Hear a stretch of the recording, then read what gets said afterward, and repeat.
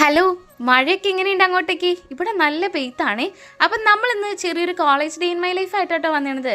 College day in my life ഇല്ലെങ്കിലും കോളേജിലെ കുറച്ച് വിശേഷങ്ങളായിട്ടാണ് വന്നിരുന്നത്.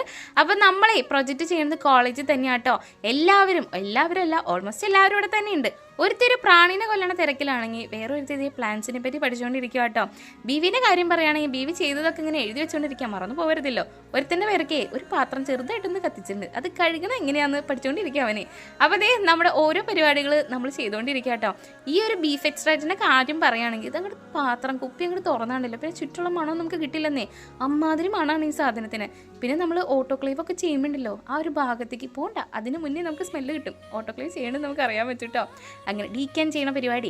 അപ്പോൾ ഇനിയിപ്പോൾ നമ്മൾ ക്ഷമ പഠിക്കണമെങ്കിൽ നമ്മൾ ഈ ഒരു സാധനത്തിലിട്ട് എന്തെങ്കിലും സാധനം മെഷർ ചെയ്തെടുത്താൽ മതി, ക്ഷമ എന്താണെന്നുള്ളത് പഠിക്കാൻ പറ്റും. അപ്പോൾ ഞാനും ടെനിയും കൂടി ആയിരുന്നു ഇന്നത്തെ മെയിൻ പരിപാടി. അപ്പോൾ അതെല്ലാം കഴിഞ്ഞ് നമ്മൾ റിട്ടേൺ പോന്നിട്ടുണ്ട് കേട്ടോ. അപ്പോൾ അത്രയേ ഉള്ളൂ കേട്ടോ ഇന്നത്തേക്ക്.